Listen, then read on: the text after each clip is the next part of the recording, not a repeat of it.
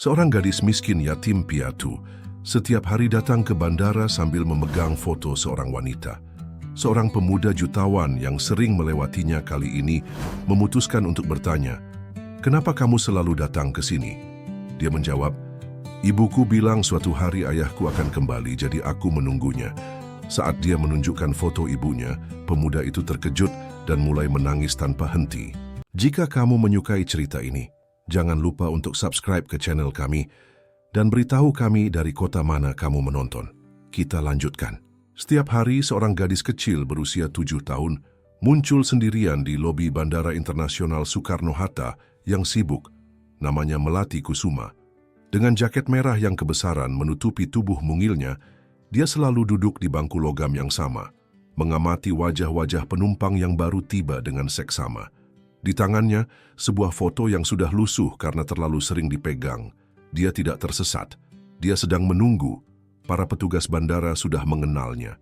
Beberapa di antaranya bahkan menyiapkan makanan kecil atau minuman untuk Melati. Mereka tahu bahwa setelah sekolah, gadis kecil itu akan datang dan duduk di sana selama beberapa jam, sebelum ibunya menjemputnya setelah selesai bekerja di toko buku kecil di terminal. "Melati, kamu mau keripik pisang?" tanya Pak Joko, seorang petugas keamanan bandara yang selalu menyapa gadis itu. Melati mengangguk dan tersenyum. "Terima kasih, Pak Joko." "Masih menunggu ayahmu?" tanya Pak Joko dengan suara lembut. Melati mengangguk lagi, matanya berbinar penuh harapan. "Ibu bilang suatu hari ayah akan pulang. Dia pergi bekerja sangat jauh." Pak Joko tersenyum, menyembunyikan kesedihan di matanya. Sudah 2 tahun Melati menunggu seperti ini, dan tak ada tanda-tanda sang ayah akan muncul. Pada hari yang sama, pesawat pribadi mendarat di landasan khusus bandara. Seorang pria berusia 40 tahun melangkah turun, dikelilingi oleh asisten dan pengawal pribadi. Namanya Raden Prawira, CEO Prawira Tech, salah satu perusahaan teknologi terbesar di Indonesia.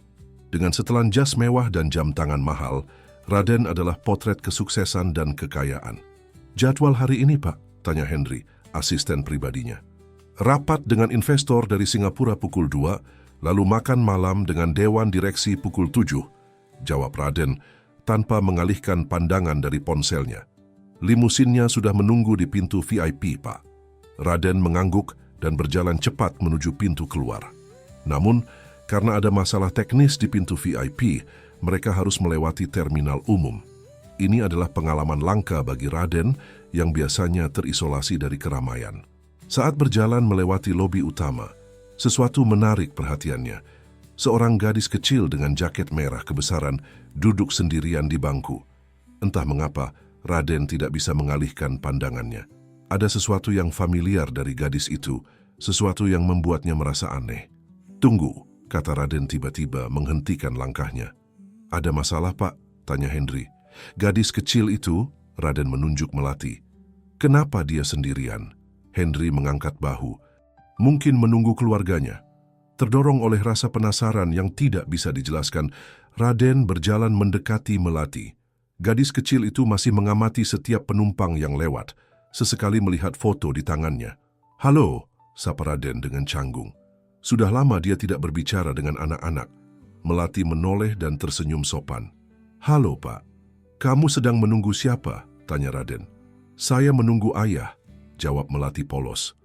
"Ibu bilang dia pergi bekerja jauh, tapi suatu hari dia akan pulang melalui bandara ini." Raden merasa ada sesuatu yang mengiris hatinya. "Boleh saya lihat fotonya?" Dengan polos, Melati menunjukkan foto yang dipegangnya. Raden merasakan dunianya berputar. Wanita dalam foto itu adalah Putri Maharani, cinta pertamanya semasa kuliah di Institut Teknologi Bandung. Wanita yang dia tinggalkan 10 tahun lalu demi mengejar karir di Silicon Valley. Wanita yang pernah berjanji akan dia nikahi. "Ini ibumu?" tanya Raden, suaranya bergetar. Melati mengangguk. "Iya, itu ibu dan ayah saat masih muda. Ibu bekerja di toko buku di terminal sana." Raden menatap foto itu lebih dekat. Pria di samping Putri adalah dirinya sendiri, 10 tahun lebih muda. Jantungnya berdegup kencang. Melati kira-kira berusia 7 tahun. Waktunya tepat. "Mungkinkah?" "Pak, kita harus segera berangkat," Henry mengingatkan, membuyarkan lamunan Raden. "Ah, iya," Raden tersadar. Dia menatap Melati sekali lagi, mencari tanda-tanda familiar di wajahnya. Mata gadis itu, bentuk bibirnya, cara dia mengerutkan dahi saat berpikir, semuanya mengingatkan Raden pada dirinya sendiri. "Siapa namamu?" tanya Raden pelan. "Melati Kusuma," jawab gadis itu. "Kusuma, nama belakang putri, bukan Prawira." "Senang bertemu denganmu, Melati," kata Raden, suaranya tercekat. "Semoga ayahmu segera pulang." Melati tersenyum lebar. "Terima kasih, Pak." Raden berjalan pergi dengan pikiran berkecamuk. Selama bertahun-tahun dia telah menjalani hidup dengan keyakinan bahwa pengorbanan pribadinya demi karir adalah pilihan tepat. Sekarang semua itu dipertanyakan oleh pertemuan singkat dengan seorang gadis kecil berjaket merah. Di dalam limusinnya, Raden tidak bisa berkonsentrasi pada jadwal hariannya. Bayangan Melati terus menghantuinya. "Henry," panggilnya tiba-tiba. "Cari tahu semua tentang Putri Maharani dan putrinya, Melati Kusuma. Dia bekerja di toko buku di terminal Bandara Soekarno-Hatta." Henry tampak bingung, tapi tidak bertanya. "Baik, Pak. Akan saya lakukan." Sementara itu, di bandara, Ibu Melati, Putri Maharani, datang menjemput putrinya setelah selesai shift di toko buku. "Melati, sayang, ayo pulang," panggil putri dengan senyum lelah. Melati berlari dan memeluk ibunya. "Bu, tadi ada bapak yang baik bertanya tentang ayah." Putri mengerutkan kening. "Bapak siapa, sayang?" "Tidak tahu," jawab Melati polos. "Dia pakai baju bagus dan jam tangan besar." Putri tidak terlalu menanggapi. Sudah biasa orang-orang merasa kasihan pada Melati dan bertanya tentang situasinya. "Ayo pulang, sudah sore," kata Putri, menggandeng tangan Melati. Mereka berjalan menuju halte bus, tidak menyadari bahwa limusin hitam melaju pelan mengikuti mereka dari kejauhan. Di dalamnya Raden Prawira menatap dengan pandangan yang dipenuhi kerinduan dan penyesalan. "Ikuti mereka," perintahnya pada sopir. "Aku ingin tahu di mana mereka tinggal." Malam itu, untuk pertama kalinya dalam bertahun-tahun, Raden Prawira tidak bisa tidur. Pikirannya dipenuhi oleh seorang gadis kecil di bandara dan kemungkinan bahwa dia telah melewatkan 7 tahun kehidupan putrinya sendiri. Rumah Putri dan Melati adalah sebuah apartemen sederhana di daerah Kemayoran, tidak jauh dari bandara. Dengan 2 kamar tidur kecil, ruang tamu yang menyatu dengan dapur, dan balkon sempit yang menghadap ke jalan, tempat ini jauh dari kemewahan yang Raden Prawira nikmati. Namun, terlihat kehangatan di setiap sudutnya. Dinding dihiasi lukisan buatan Melati, tumbuhan dalam pot kecil berjejer di balkon, dan foto-foto kebahagiaan ibu dan anak terpajang di rak. Pagi itu seperti biasa, Putri menyiapkan sarapan sederhana untuk Melati sebelum berangkat kerja. "Melati, hari ini ibu kerja lembur," kata Putri sambil menyisir rambut putrinya.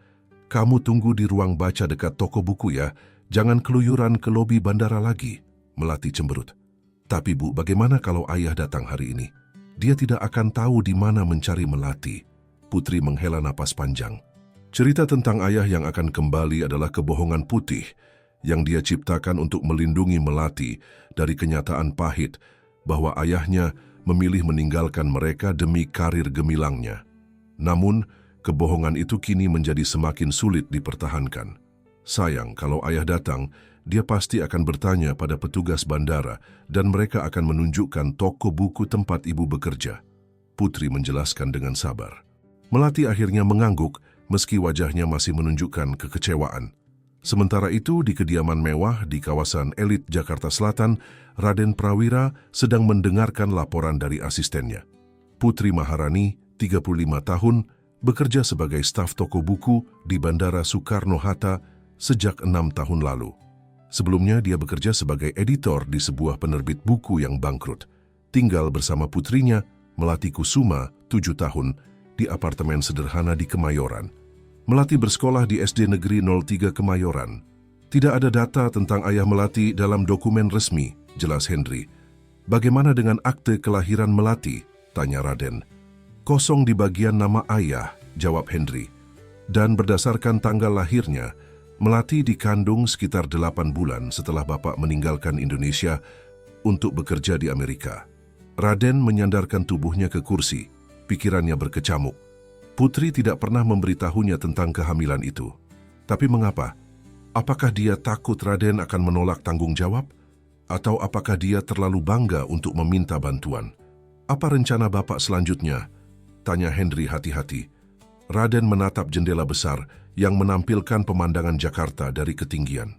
Aku harus bertemu dengan Putri, jawabnya tegas. Atur jadwalku hari ini.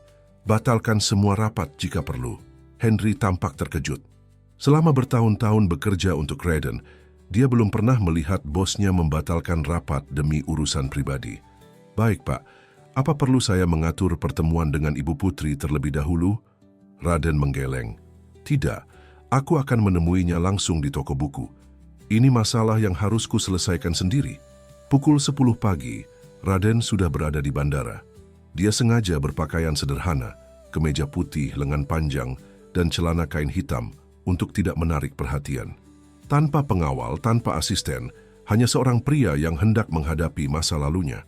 Toko buku tempat Putri bekerja adalah toko kecil di Terminal 2, menjual berbagai buku dari novel hingga panduan perjalanan.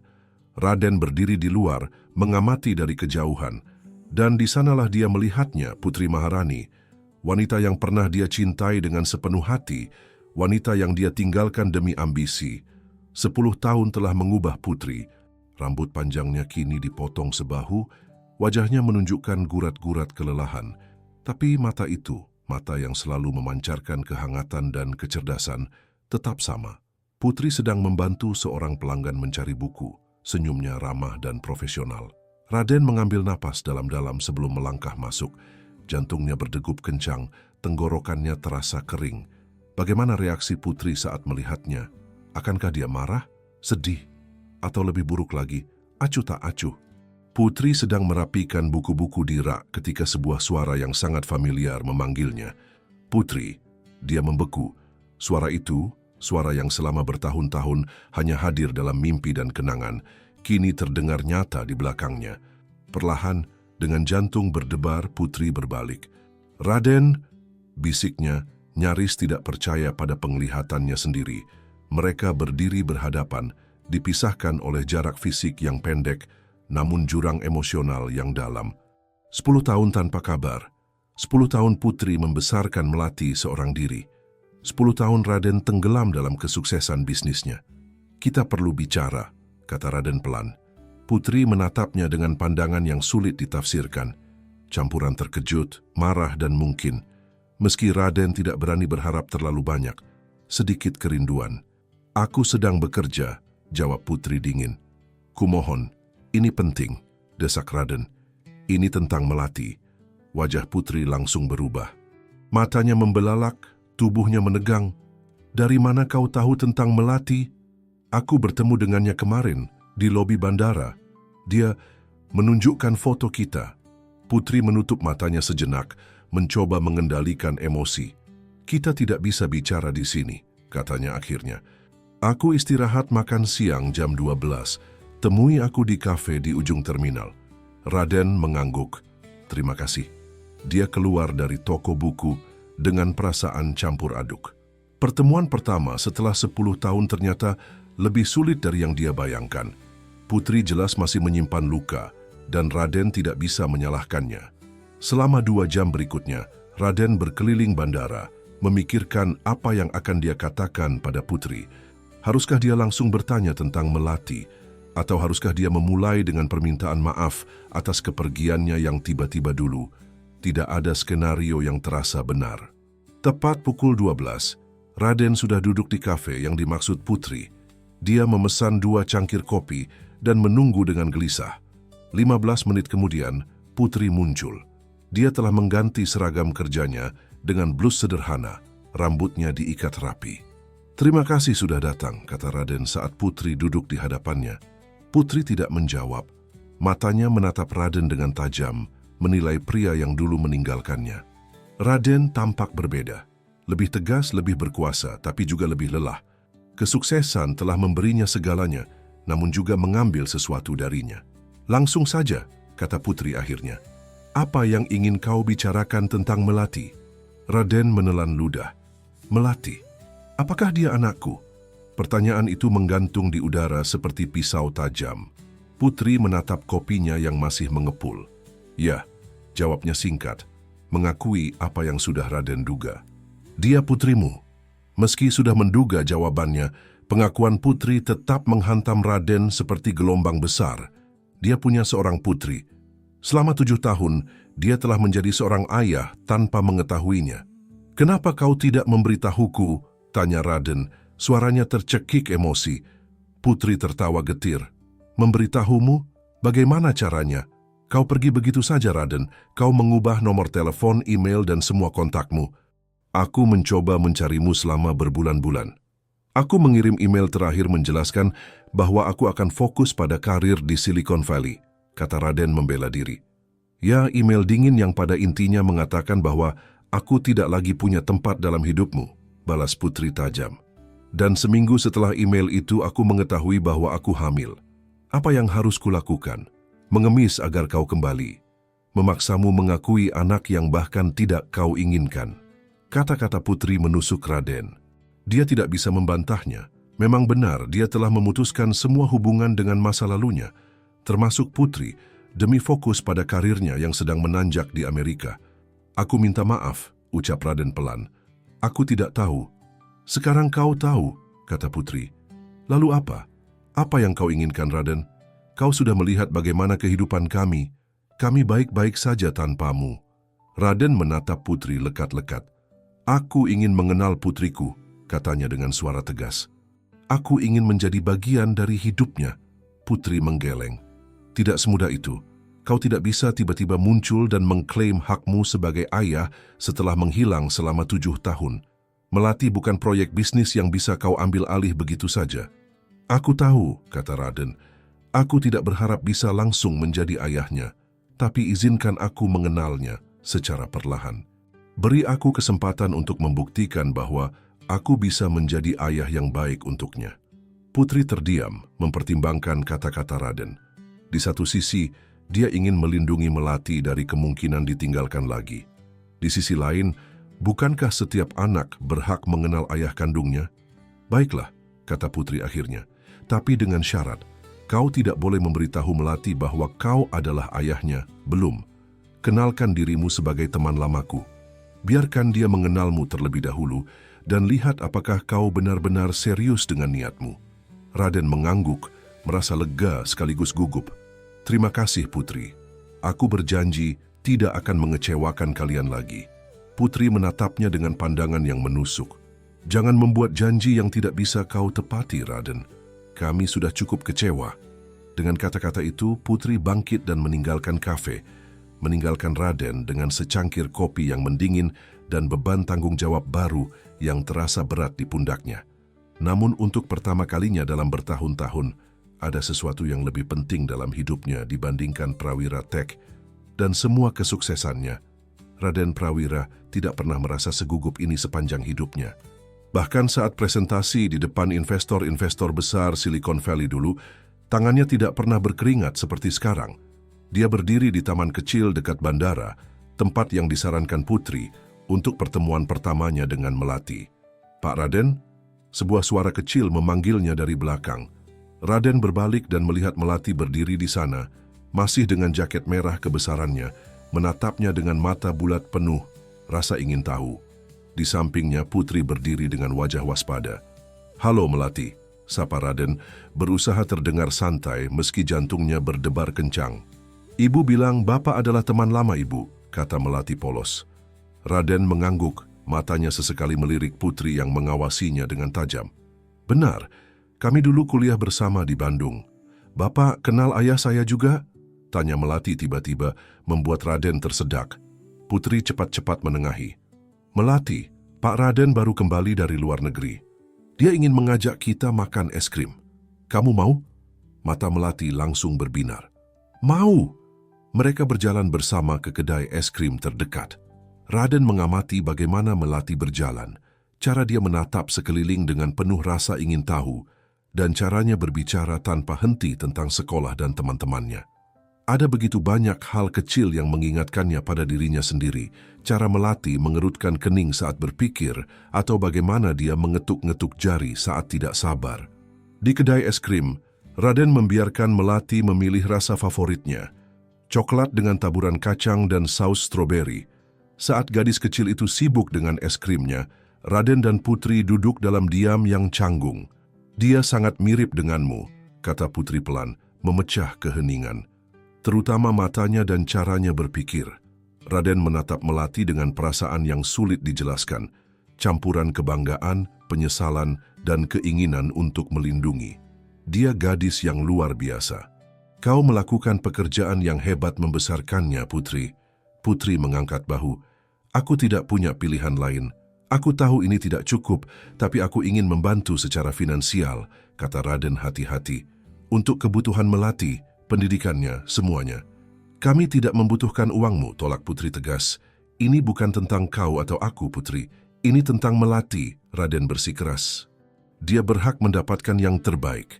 Putri hendak membantah, tapi Melati sudah kembali mendekati mereka. Wajahnya belepotan es krim. "Bu, Pak Raden lihat," serunya gembira, menunjukkan gambar yang dia buat di serbet kertas. 3 orang stick figure bergandengan tangan. "Ini Ibu, ini Melati, dan ini Pak Raden." Putri dan Raden saling bertukar pandang, sama-sama terkejut dengan bagaimana Melati sudah memasukkan Raden dalam gambar keluarganya. "Bagus sekali, sayang," puji Putri, mengelap mulut Melati dengan tisu. "Terima kasih, Melati," kata Raden, suaranya sedikit bergetar. "Aku akan menyimpannya." Melati tersenyum lebar, memperlihatkan gigi depannya yang tanggal 1. "Bapak mau lihat koleksi batu-batu saya? Saya punya banyak batu warna-warni dari taman." Raden menatap Putri, meminta persetujuan. Setelah melihat anggukan kecil dari Putri, dia menjawab, "Tentu, aku sangat ingin melihatnya." Melati melompat kegirangan. "Ayo ke rumah sekarang." Apartemen sederhana Putri dan Melati terasa sangat berbeda dari rumah mewah Raden. Namun, ada kehangatan di dalamnya yang tidak pernah Raden rasakan di kediamannya yang luas dan dingin. Melati dengan bangga menunjukkan koleksi batunya yang disimpan dalam kotak sepatu bekas. Batu-batu biasa yang tidak bernilai, tapi bagi Melati, setiap batu memiliki cerita dan keunikannya sendiri. "Yang ini saya temukan saat piknik sekolah di Ragunan," cerita Melati, menunjukkan batu berwarna keabu-abuan. "Dan yang ini Ibu belikan saat kita ke pantai tahun lalu. Lihat, ada garis-garis putihnya." Raden mendengarkan dengan penuh perhatian, kagum dengan imajinasi dan antusiasme putrinya. Sementara itu Putri mengamati mereka dari ambang pintu, perasaannya campur aduk. "Melati sangat suka alam," kata Putri saat Melati sibuk menggambar di kamarnya. "Dia selalu ingin pergi ke kebun binatang, pantai, atau gunung. Sayangnya aku jarang punya waktu atau uang untuk membawanya ke tempat-tempat seperti itu." Raden menangkap kesempatan ini. "Aku bisa membawanya jalan-jalan sekali-sekali jika kau mengizinkan." Putri menatapnya ragu. "Aku tidak ingin dia terbiasa dengan kemewahan yang tidak bisa kuberikan, Raden." "Aku mengerti," kata Raden. "Kita bisa mulai dengan tempat-tempat sederhana. Kebun binatang, museum, taman bermain biasa.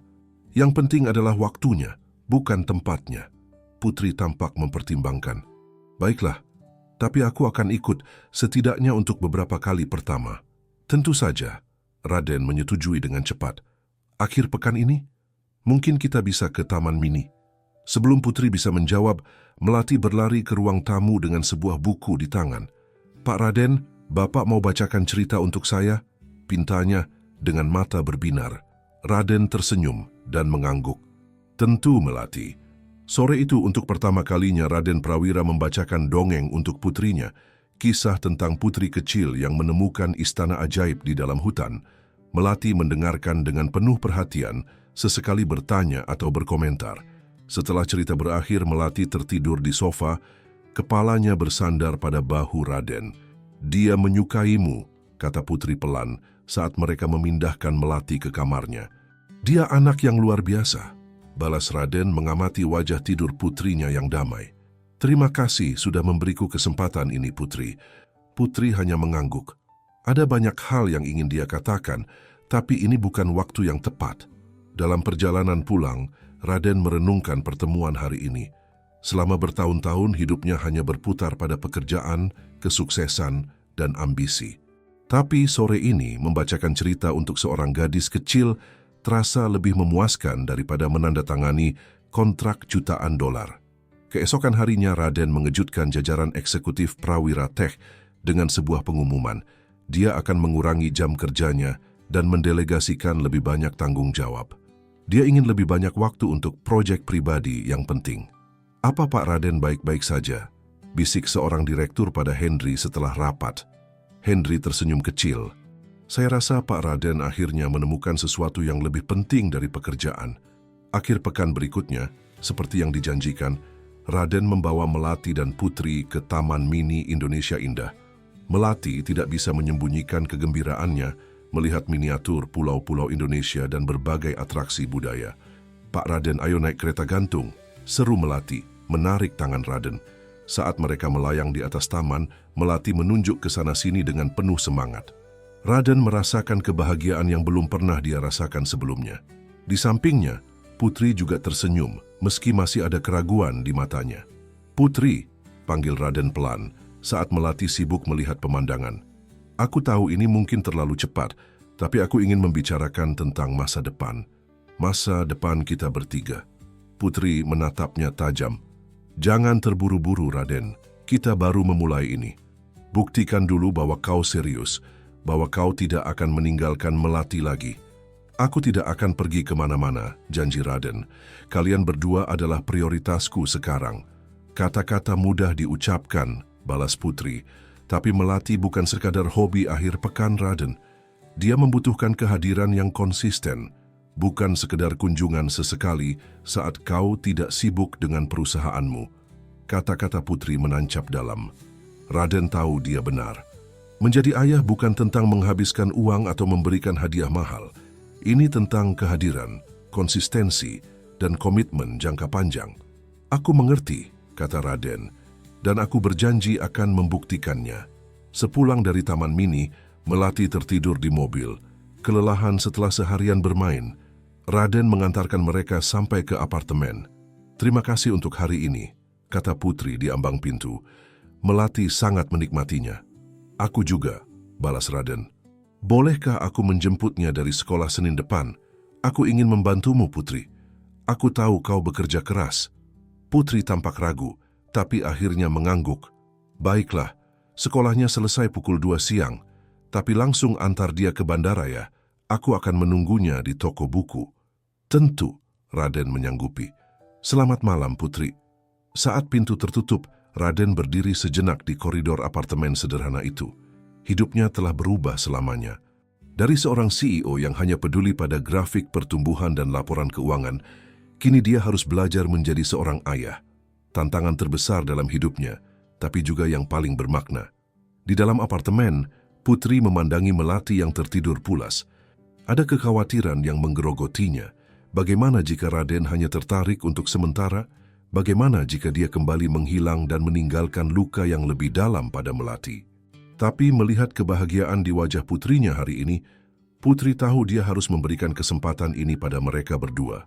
"Semoga kali ini dia benar-benar serius," bisik Putri pada dirinya sendiri sebelum mencium kening Melati dan mematikan lampu kamar.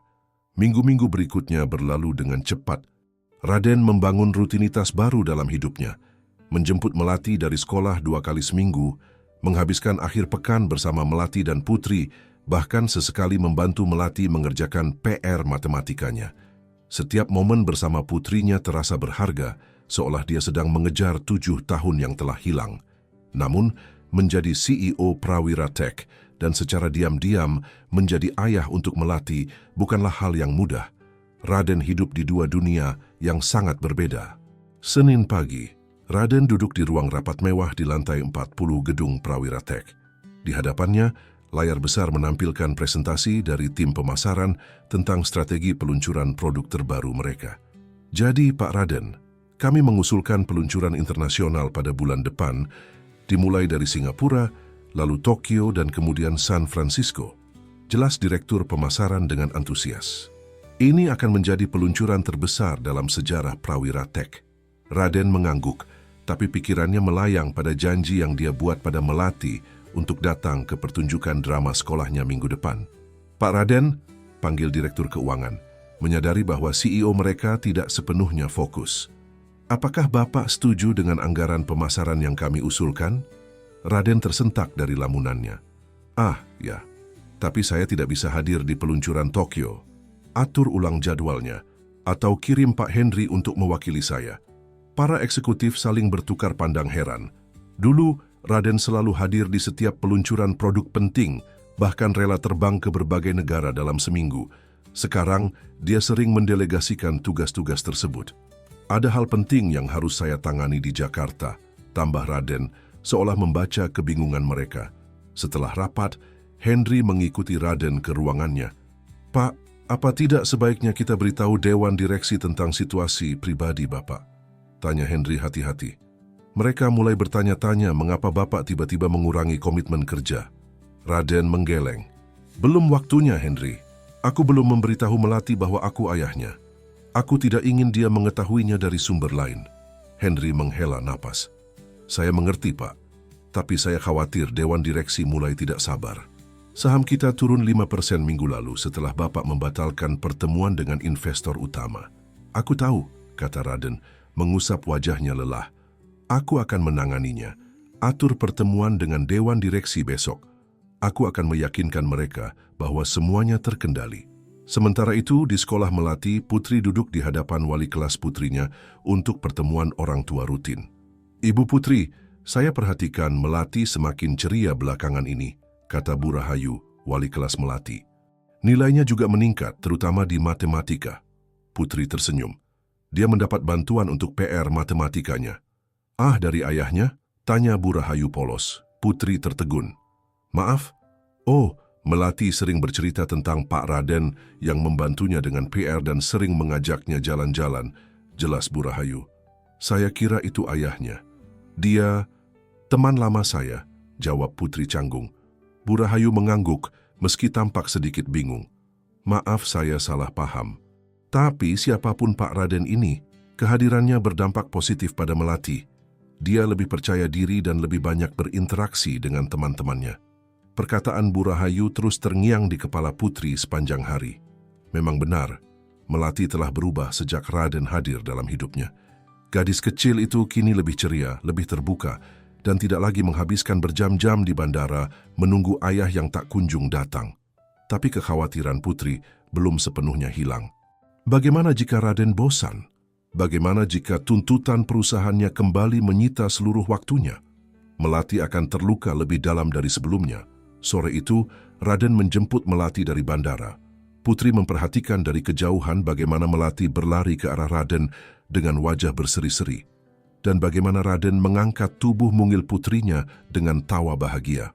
Bu, lihat apa yang Pak Raden belikan untuk saya, seru Melati, menunjukkan buku cerita baru begitu melihat Putri. Wah, bagus sekali, komentar Putri, matanya menatap Raden penuh arti. Melati, tolong bantu Ibu membereskan buku-buku di rak sana ya. Ibu mau bicara sebentar dengan Pak Raden. Setelah Melati pergi, Putri menghadapi Raden. Kau tidak perlu membelikannya hadiah setiap kali bertemu, Raden. Itu hanya buku, Putri. Dia suka membaca, balas Raden. Bukan itu masalahnya. Aku tidak ingin dia mengasosiasikan kehadiranmu dengan hadiah. Aku tidak ingin dia menyukaimu karena apa yang kau beri, tapi karena siapa dirimu. Raden menghela napas. Kau benar, maafkan aku. Ada hal lain yang ingin kubicarakan, lanjut Putri. Guru Melati mengira kau adalah ayahnya. Melati banyak bercerita tentangmu di sekolah. Raden tidak bisa menyembunyikan senyum kecilnya. Benarkah? Ini bukan lelucon, Raden, kata Putri serius. Sudah hampir 2 bulan kau hadir dalam hidup Melati. Anak-anak mulai bertanya siapa kau sebenarnya. Melati sendiri pasti punya pertanyaan. Apakah ini saatnya? Tanya Raden, jantungnya berdebar kencang. Apakah kita harus memberitahunya? Putri tampak gelisah. Aku tidak tahu. Bagaimana kalau dia marah? Bagaimana kalau dia kecewa karena kita berbohong padanya? Atau bagaimana kalau dia senang akhirnya bertemu ayahnya? Balas Raden lembut. Putri, aku tidak akan kemana-mana. Aku berjanji. Aku ingin menjadi bagian permanen dalam hidup Melati dan juga hidupmu jika kau mengizinkan. Kata-kata terakhir Raden membuat Putri menatapnya tajam. Apa maksudmu? Sebelum Raden bisa menjawab, ponselnya berdering keras. Nama Henry muncul di layar. Maaf, aku harus mengangkat ini, kata Raden, mengambil beberapa langkah menjauh. "Henry, ada apa?" "Pak, maaf mengganggu." Suara Henry terdengar tegang. "Tapi Pak Suryono dari Dewan Direksi baru saja menghubungi saya. Beliau mendapat kabar bahwa Bapak sering terlihat bersama seorang wanita dan anak kecil. Ada yang mengambil foto Bapak di Taman Mini minggu lalu. Gosipnya sudah menyebar di kalangan eksekutif." Raden membeku. "Bagaimana bisa? Bapak adalah tokoh publik, Pak," Henry mengingatkan. "Orang-orang mengenal Bapak, terutama di Jakarta." Pak Suryono ingin penjelasan resmi sebelum gosip ini mempengaruhi citra perusahaan dan harga saham. Raden menutup matanya sejenak, berusaha mengendalikan emosinya. "Atur pertemuan dengan seluruh Dewan Direksi besok pagi. Aku akan menjelaskan semuanya." Setelah menutup telepon, Raden kembali ke Putri yang menatapnya dengan cemas. "Ada masalah?" tanya Putri. "Beberapa orang di perusahaanku melihat kita bersama," jawab Raden jujur. "Mereka ingin penjelasan." Wajah Putri memucat. "Apa yang akan kau katakan pada mereka?" "Kebenaran," kata Raden tegas, "bahwa aku memiliki seorang putri dan aku ingin menjadi bagian dari hidupnya." "Raden, ini terlalu cepat. Melati bahkan belum tahu." "Justru itu," potong Raden, "ini saat yang tepat untuk memberitahu Melati. Sebelum dia mendengarnya dari orang lain, sebelum media mulai mencari tahu." Putri tampak terkejut. "Media? Apa maksudmu?" "Putri, aku adalah CEO salah satu perusahaan teknologi terbesar di Indonesia." Raden mengingatkan, "Kehidupan pribadiku selalu menjadi incaran media. Selama ini aku berhasil menjaga privasi karena aku selalu sendiri, tapi sekarang berbeda." Ketakutan terlihat jelas di mata Putri. "Aku tidak ingin Melati terlibat dalam kehidupan publik seperti itu. Aku tidak ingin dia menjadi bahan pemberitaan." "Kita bisa melindunginya," Raden berusaha meyakinkan. "Tapi untuk melakukannya kita harus bersikap terbuka. Pada Melati, pada perusahaanku, dan jika perlu pada publik." "Dan bagaimana dengan kita?" tanya Putri tiba-tiba. "Apa yang akan kau katakan tentang hubungan kita?" Pertanyaan itu menggantung di udara. Selama 2 bulan terakhir, fokus mereka adalah Melati. Mereka jarang membicarakan perasaan mereka sendiri, masa lalu mereka, atau kemungkinan masa depan bersama. "Itu tergantung padamu, Putri," kata Raden akhirnya. "Aku tidak akan berbohong. Perasaanku padamu tidak pernah benar-benar hilang. Tapi aku juga tahu bahwa aku telah menyakitimu, dan mungkin kau tidak bisa memaafkanku. Yang pasti, aku ingin kita berdua menjadi orang tua yang baik untuk Melati." Putri tidak sempat menjawab karena Melati kembali menghampiri mereka. "Bu, Pak Raden, saya sudah selesai merapikan bukunya." "Pintar sekali," puji Putri, berusaha menyembunyikan kegelisahannya. "Sayang, ayo kita pulang. Sudah sore." "Tapi Pak Raden bilang mau mengajak kita makan malam," protes Melati. Putri menatap Raden dengan pandangan meminta maaf. "Lain kali ya, ibu lelah sekali hari ini." Raden mengangguk pengertian. "Tentu, lain kali. Melati, jadilah anak baik dan bantu ibumu di rumah ya." Melati mengangguk meski terlihat kecewa. "Pak Raden besok jemput saya lagi?" "Tentu," janji Raden, mengusap kepala Melati dengan sayang. "Sekarang pulanglah dengan ibumu. Istirahat yang cukup." Setelah Putri dan Melati pergi, Raden berdiri sendiri di lobi bandara, tepat di tempat dia pertama kali melihat Melati 2 bulan lalu. Hidupnya telah berubah drastis sejak saat itu. Prioritasnya bergeser, nilai-nilainya berubah, dan untuk pertama kalinya, prawira tek bukan lagi hal terpenting dalam hidupnya. Malam itu, di kantornya yang sepi, Raden menyiapkan presentasi untuk Dewan Direksi. Dia akan memberitahu mereka tentang putrinya, tentang niatnya untuk menyeimbangkan peran sebagai CEO dan ayah, dan jika perlu, tentang kesediaannya untuk mundur jika Dewan menganggapnya tidak lagi layak memimpin perusahaan. Sementara itu, di apartemen mereka, Putri duduk di tepi tempat tidur Melati, menatap putrinya yang tertidur pulas. Besok akan menjadi hari yang berat. Besok mereka harus memberitahu Melati kebenaran yang selama ini disembunyikan. Apakah putrinya siap? Apakah dia sendiri siap? Dengan lembut Putri mengusap rambut Melati. "Semoga besok semuanya baik-baik saja," bisiknya. Pagi itu, Raden berdiri di depan Dewan Direksi Prawira Tesh dengan ketegasan yang belum pernah mereka lihat sebelumnya. Di belakangnya, layar besar menampilkan grafik pertumbuhan perusahaan selama 10 tahun kepemimpinannya. Bukti kesuksesan yang tidak terbantahkan.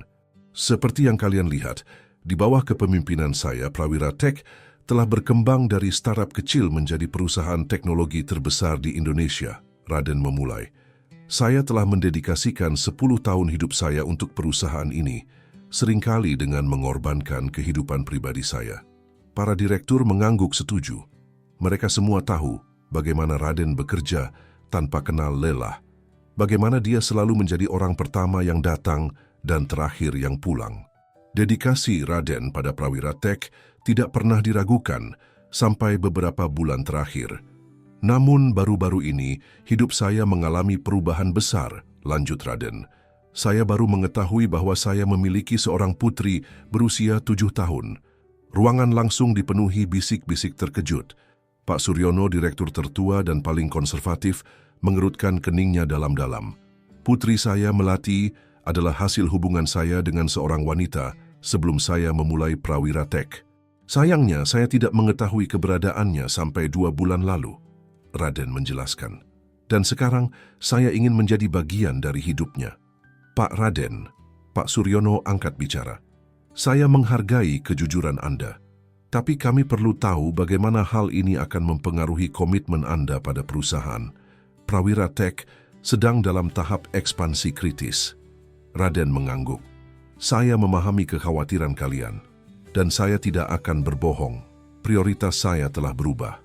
Namun saya yakin bisa menyeimbangkan peran saya sebagai CEO dan sebagai ayah. Dengan segala hormat, Pak Raden, saya seorang direktur wanita. Tapi apakah Anda yakin? 2 bulan terakhir, Anda telah membatalkan beberapa pertemuan penting dan menolak perjalanan bisnis yang esensial. Benar, akui Raden.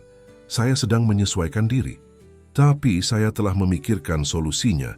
Saya akan mendelegasikan lebih banyak tanggung jawab pada tim eksekutif, termasuk Pak Henry yang telah membuktikan kapabilitasnya. Saya juga akan merestrukturisasi jadwal saya untuk memaksimalkan efisiensi. Diskusi berlanjut selama hampir 2 jam. Beberapa direktur mendukung Raden, mengakui haknya untuk memiliki kehidupan pribadi. Yang lain khawatir tentang dampak pada bisnis. Namun di akhir pertemuan, Raden berhasil meyakinkan mayoritas dewan bahwa dia masih mampu memimpin perusahaan meski dengan beberapa penyesuaian. Satu hal lagi, kata Raden sebelum rapat berakhir. Saya ingin media dijauhkan dari isu ini. Putri saya masih kecil dan saya ingin melindunginya dari sorotan publik. Dewan menyetujui. Prawira Tech akan mengeluarkan pernyataan singkat dan diplomatik jika diperlukan, tapi akan berusaha menjaga privasi keluarga CEO mereka. Setelah rapat yang menegangkan itu, Raden mengemudi ke sekolah Melati. Hari ini, dia dan Putri berencana untuk memberitahu Melati kebenaran. Jantungnya berdebar kencang memikirkan reaksi putrinya. Akankah Melati senang? Kecewa? Marah? Bagaimanapun reaksinya, Raden bertekad untuk tetap ada untuknya. Di depan sekolah, Putri sudah menunggu dengan wajah tegang. Dia mengambil cuti dari pekerjaannya hari ini, menyadari pentingnya momen ini bagi mereka bertiga. Bagaimana rapatnya? Tanya Putri saat Raden menghampirinya. Lebih baik dari yang kuduga, jawab Raden. Mereka memahami situasinya. Bagaimana denganmu? Kau siap? Putri menghela napas panjang. Entahlah, aku sudah memikirkan ini sepanjang malam. Bagaimana jika Melati merasa kita telah membohonginya? Bagaimana jika dia marah? Kita akan menghadapinya bersama, kata Raden, memberikan senyum menenangkan. Dia anak yang cerdas dan pengertian. Dia akan memahami kenapa kita melakukan ini. Bel sekolah berbunyi, dan tak lama kemudian anak-anak mulai berhamburan keluar. Melati muncul dengan ransel biru kesayangannya, wajahnya langsung berseri-seri melihat kedua orang dewasa yang menunggunya. Ibu, Pak Raden, serunya gembira, berlari ke arah mereka.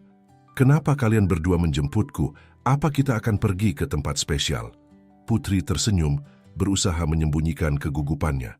Ya, sayang, kita akan pergi ke suatu tempat yang tenang untuk bicara. Mereka memutuskan untuk pergi ke taman kota yang tidak terlalu ramai. Melati berjalan di antara Putri dan Raden, kedua tangannya menggenggam tangan mereka, sesekali melompat-lompat kecil dengan riang. Tak ada yang menyangka bahwa gadis kecil itu akan segera menghadapi pengungkapan besar dalam hidupnya. Di taman, mereka menemukan bangku di bawah pohon besar yang teduh. Raden membeli es krim untuk mereka bertiga, dan Melati memakannya dengan lahap, tidak menyadari ketegangan di wajah kedua orang dewasa di sampingnya. Melati, sayang, Putri memulai setelah Melati selesai dengan es krimnya. Ibu dan Pak Raden ingin memberitahumu sesuatu yang penting. Melati menatap ibunya dengan mata bulat penuh perhatian. Apa, Bu? Putri melirik Raden mencari dukungan. Raden mengangguk kecil memberikan keberanian. Kau ingat cerita ibu tentang ayahmu? Bahwa dia pergi bekerja jauh dan suatu hari akan kembali? Tanya Putri lembut. Melati mengangguk bersemangat. Iya, itulah kenapa aku selalu menunggu di bandara. Karena ayah akan pulang melalui bandara, kan? Putri merasakan matanya mulai berkaca-kaca. Ya, sayang. Dan ayah sudah kembali. Melati mengerutkan keningnya, bingung. Sudah kembali? Kapan? Kenapa ibu tidak memberitahu Melati? Raden mengambil alih, suaranya lembut namun tegas. Melati, ingat saat kita pertama kali bertemu di bandara? Kau menunjukkan foto ibumu padaku. Melati mengangguk, masih bingung. Foto itu juga ada aku di dalamnya, lanjut Raden. Aku adalah pria di samping ibumu dalam foto itu. Melati menatap Raden, kemudian ibunya mencoba memahami. Jadi, Pak Raden kenal ayah? Bukan, sayang, kata Putri, menggenggam tangan putrinya. Pak Raden adalah ayahmu. Hening sejenak. Melati menatap Raden dengan mata terbelalak, seolah melihatnya untuk pertama kali. Raden merasakan jantungnya berdegup kencang, menunggu reaksi putrinya. Pak Raden adalah ayahku. Ulang Melati pelan, seolah mencoba merasakan kebenaran dalam kata-kata itu. Raden mengangguk, tidak mampu berkata-kata. Dia menunggu penolakan, kemarahan, tangisan, apapun, tapi apa yang terjadi selanjutnya mengejutkan mereka berdua. Melati melompat dari bangku dan berdiri di hadapan Raden, matanya mengamati wajah pria itu dengan seksama. Tangannya yang kecil terulur, menyentuh pipi Raden, kemudian hidungnya seolah mencari bukti hubungan darah mereka. Pantas saja, bisik Melati. Pantas saja Pak Raden punya kerutan di dahi seperti punya Melati saat berpikir. Dan pantas saja Pak Raden suka coklat sama seperti Melati. Dan pantas saja, suara Melati tercekat. Matanya berkaca-kaca, tapi bibirnya tersenyum. Pantas saja Melati merasa seperti sudah kenal Pak Raden sejak lama. Tanpa peringatan, Melati melemparkan dirinya ke dalam pelukan Raden. Ayah, bisiknya, kata yang selama ini hanya dia ucapkan dalam doa dan harapan. Raden memeluk putrinya erat-erat, air mata mengalir di pipinya tanpa bisa ditahan. Dia tidak ingat kapan terakhir kali dia menangis, mungkin saat kematian ibunya bertahun-tahun lalu. Tapi ini adalah air mata kebahagiaan, kelegaan dan penyesalan atas waktu yang telah hilang. Maafkan ayah Melati, bisik Raden. Maafkan ayah karena baru datang sekarang. Putri menyaksikan adegan itu dengan perasaan campur aduk. Ada kelegaan bahwa Melati menerima kebenaran dengan baik, tapi juga ada sedikit rasa kehilangan melihat putrinya begitu cepat membuka hati untuk Raden. Tapi Bu, Melati tiba-tiba melepaskan diri dari pelukan Raden dan menatap ibunya. Kenapa ibu tidak bilang dari awal kalau Pak Raden adalah ayah? Kenapa kita harus pura-pura? Putri menelan ludah, mencari kata-kata yang tepat. Ayahmu baru kembali, sayang. Kami ingin kau dan dia saling mengenal terlebih dahulu. Kami ingin memastikan bahwa semuanya akan baik-baik saja. Apakah ayah akan pergi lagi? Tanya Melati. Tiba-tiba terlihat cemas. Dia berpaling pada Raden, matanya penuh harapan dan ketakutan. Apakah ayah akan meninggalkan kita lagi? Raden berlutut di hadapan putrinya, memegang kedua bahunya dengan lembut. Tidak, Melati. Ayah tidak akan pergi kemana-mana. Ayah berjanji akan selalu ada untukmu. Mungkin ayah masih harus belajar banyak tentang menjadi seorang ayah, tapi ayah akan berusaha sebaik mungkin. Melati tampak lega. Kemudian, wajahnya berubah serius, seolah dia baru menyadari sesuatu yang penting. Kalau Pak Raden adalah ayah, berarti Melati adalah putri Pak Raden? Berarti Melati kaya seperti di dongeng Putri Raja? Tanyanya polos. Raden dan Putri saling bertukar pandang. kemudian tertawa kecil, tegang yang terasa sejak tadi sedikit mencair. "Ya, ayah memang punya banyak uang," akui Raden. "Tapi itu tidak membuat Melati menjadi putri raja. Melati spesial bukan karena uang ayah, tapi karena siapa dirimu, gadis pintar, baik, dan pemberani yang ayah kenal selama ini." Melati mengangguk puas dengan jawaban itu. Kemudian, dengan kepolosan khas anak-anak, dia beralih ke pertanyaan praktis. "Jadi apakah kita akan tinggal bersama sekarang, di rumah ayah yang besar?" Pertanyaan itu mengembalikan ketegangan. Putri dan Raden belum membicarakan hal ini. Mereka terlalu fokus pada bagaimana memberitahu Melati, bukan pada apa yang terjadi setelahnya. "Itu sesuatu yang harus didiskusikan ibu dan ayahmu," jawab Putri hati-hati. "Tapi ayah dan ibu saling cinta, kan?" tanya Melati lagi. "Seperti dalam foto itu, kalian terlihat sangat bahagia." Raden dan Putri saling bertatapan. Ada perasaan lama yang bangkit kembali. Perasaan yang mungkin tidak pernah benar-benar mati, hanya tertidur selama bertahun-tahun. Tapi ada juga luka yang belum sepenuhnya sembuh, kepercayaan yang perlu dibangun kembali. "Ayah dan ibu punya sejarah yang panjang, Melati," kata Raden akhirnya. "Yang pasti, kami berdua sangat menyayangimu dan ingin yang terbaik untukmu. Dan kami akan selalu menjadi keluargamu, apapun yang terjadi," tambah Putri. Melati tampak puas dengan jawaban itu, setidaknya untuk saat ini. Dia melompat riang di antara Putri dan Raden, seolah beban menunggu ayahnya telah terangkat dari pundak kecilnya. "Bolehkah aku memberitahu teman-temanku bahwa ayahku sudah pulang?" tanya Melati bersemangat. "Windy selalu pamer ayahnya yang bekerja di bank. Sekarang aku bisa bilang ayahku punya perusahaan sendiri." Raden dan Putri tertawa, merasa lega melihat reaksi positif Melati. Namun mereka tahu bahwa ini baru awal dari perjalanan baru mereka sebagai sebuah keluarga, perjalanan yang akan dipenuhi tantangan, penyesuaian, dan mungkin harapan baru. 6 bulan telah berlalu sejak Melati mengetahui bahwa Raden adalah ayahnya. Banyak hal telah berubah, namun banyak pula yang tetap sama. Putri masih bekerja di toko buku bandara. Meski sekarang dengan jabatan manajer, promosi yang dia dapatkan berkat kemampuannya sendiri, bukan karena campur tangan Raden. Melati masih bersekolah di tempat yang sama, masih bersahabat dengan teman-teman lamanya, dan masih mengoleksi batu-batu warna-warni. Yang berubah adalah kehadiran Raden dalam hidup mereka. Kini bukan lagi sebagai teman ibu, tapi sebagai ayah Melati yang sah. Setelah tes DNA yang membuktikan apa yang sudah mereka ketahui, Raden secara resmi mengakui Melati sebagai putrinya, memberikan nama belakangnya, dan memastikan hak-hak hukum Melati sebagai ahli warisnya. Minggu pagi itu, Raden duduk di balkon apartemen Putri dan Melati, yang kini telah direnovasi menjadi lebih nyaman. Bukan rumah mewah yang dia tawarkan dulu. Putri bersikeras bahwa mereka tetap tinggal di lingkungan yang sudah dikenal Melati, tapi setidaknya sekarang mereka memiliki ruang yang lebih luas, perabotan yang lebih baik, dan balkon yang cukup besar untuk menanam berbagai tanaman hobi baru Putri. "Kopi," Putri menawarkan bergabung dengan Raden di balkon. "Terima kasih," Raden menerima cangkir yang disodorkan Putri. "Melati masih tidur?" Putri mengangguk. Semalam dia sangat bersemangat untuk acara hari ini. Sulit sekali membuatnya tidur. Hari ini adalah hari spesial, hari ulang tahun Melati yang ke-8, dan juga perayaan 6 bulan keluarga mereka bersatu. Raden telah merencanakan pesta kecil di kebun binatang, tempat favorit Melati. "Putri," panggil Raden setelah beberapa saat terdiam, "ada yang ingin kubicarakan denganmu."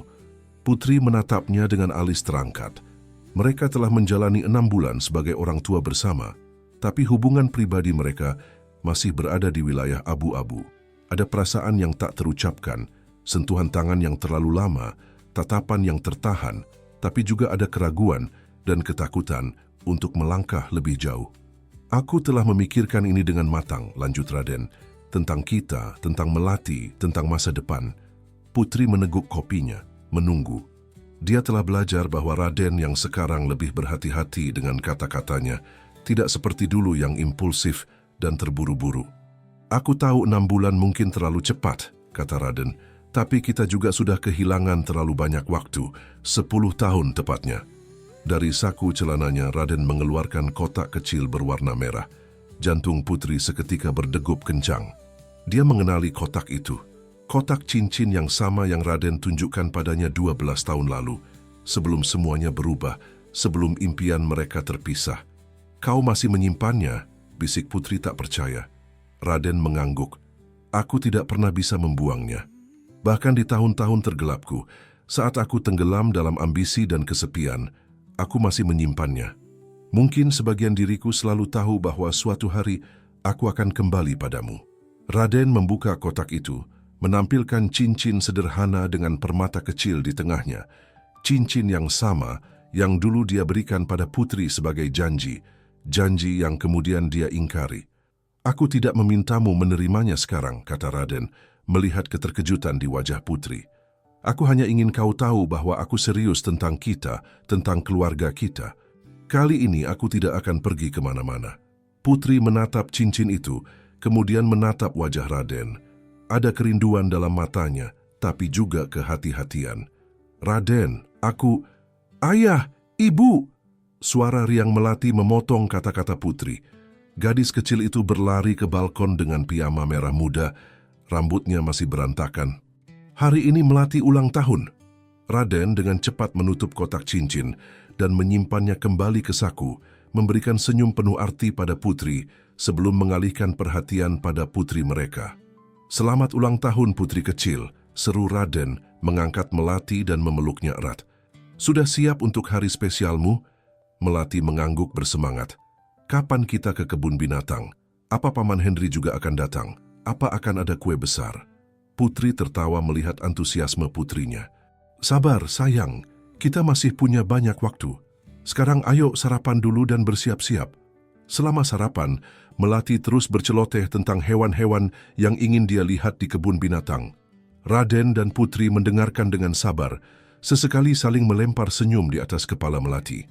"Oh ya, ayah punya kejutan untukmu," kata Raden tiba-tiba. Mata Melati membesar. Apa kejutannya?" "Nanti kau akan tahu." Raden mengedipkan mata, kemudian beralih pada Putri. "Dan kau juga, Putri. Ada kejutan untukmu." Putri mengangkat alisnya penasaran tapi tidak bertanya lebih lanjut.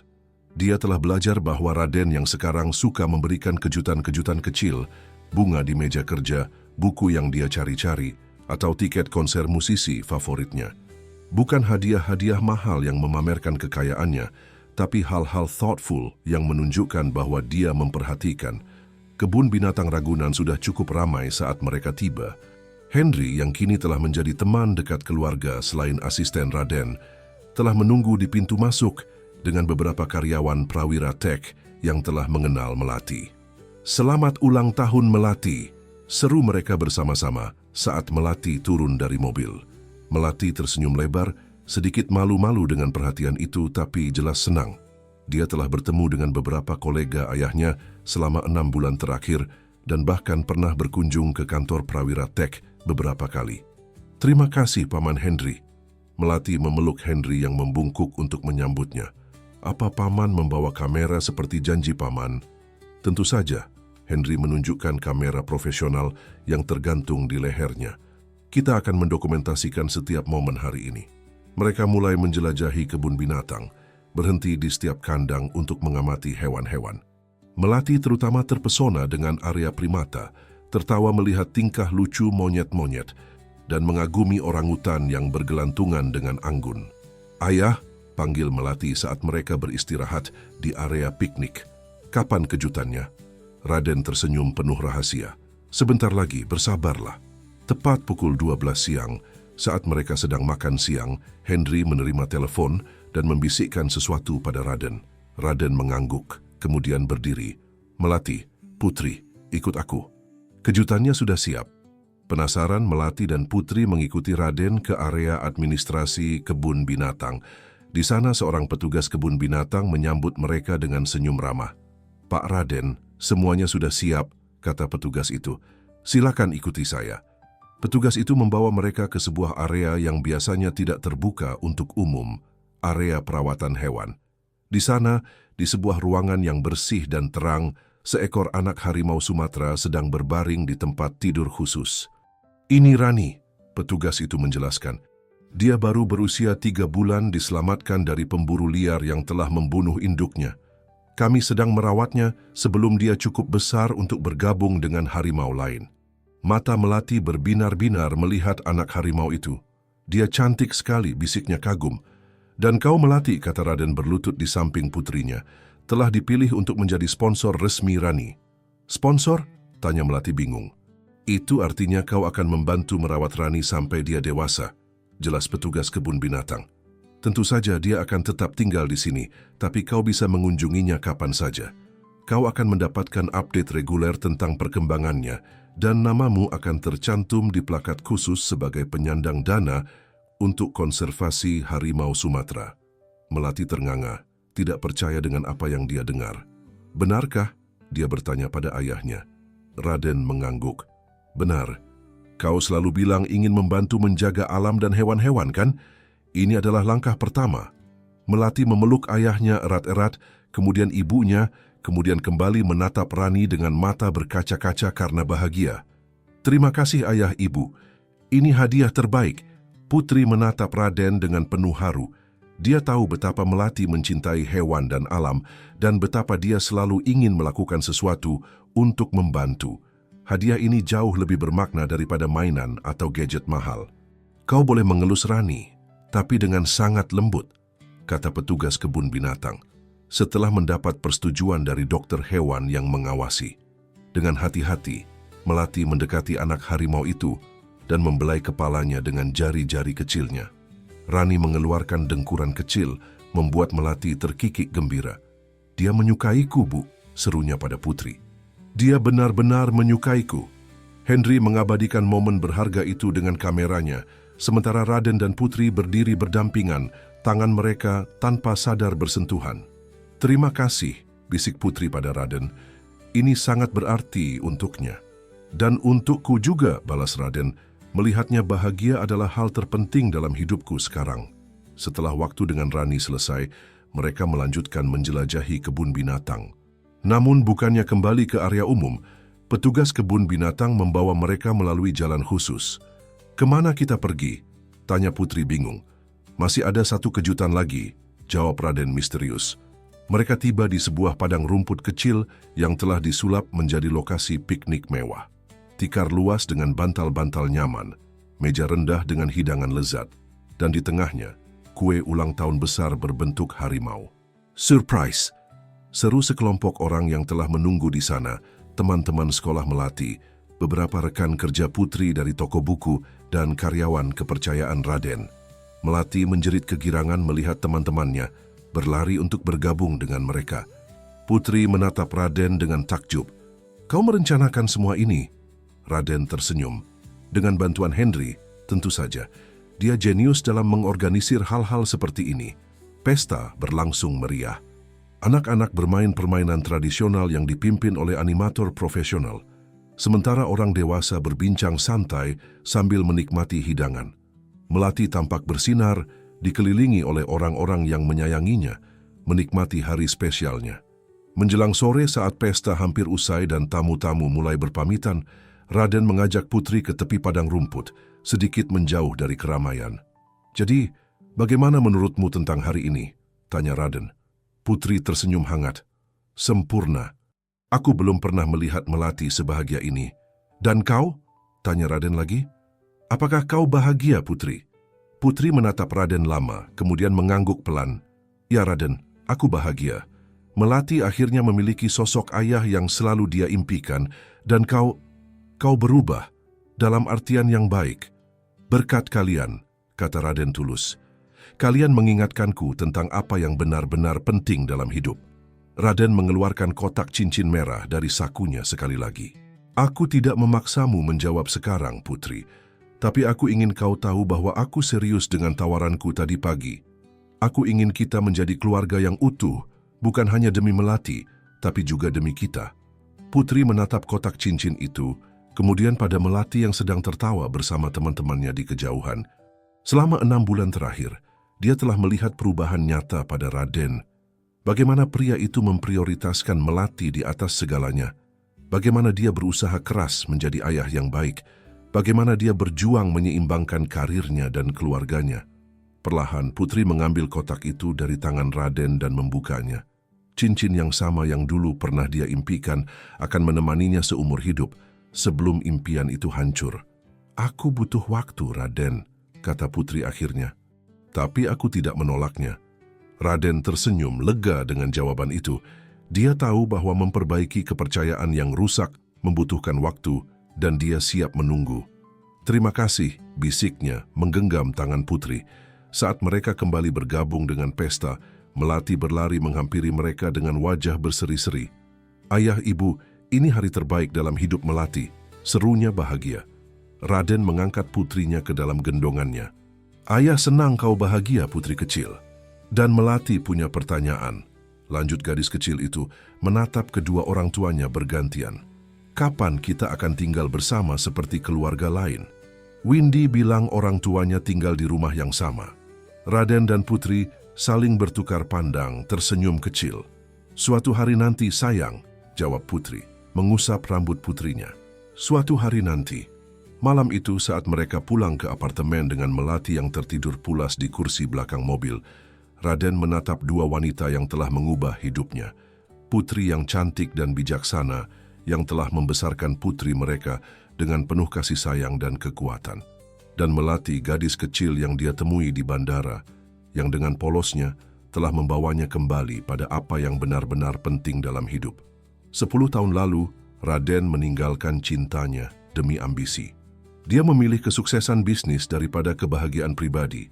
Tapi sekarang, dia telah menemukan keseimbangan itu, masih menjadi CEO Prawira Tech yang sukses, tapi juga menjadi ayah dan mungkin suatu hari nanti suami yang baik. Dia menatap ke depan pada jalan panjang yang masih harus mereka tempuh sebagai keluarga. Akan ada tantangan tentu saja. Akan ada saat-saat sulit dan penyesuaian. Tapi untuk pertama kalinya dalam hidupnya, Raden yakin dia berada di jalur yang benar. Putri menatapnya dari kursi penumpang, seolah bisa membaca pikirannya. Dia tersenyum lembut, dan dalam senyum itu, Raden melihat harapan untuk masa depan mereka bersama. "Sampai rumah," kata Raden saat mobil berhenti di depan apartemen. Tapi bagi Raden, rumah kini memiliki arti yang jauh lebih dalam. Bukan lagi bangunan mewah dengan kemegahan duniawi, melainkan dimanapun Putri dan Melati berada.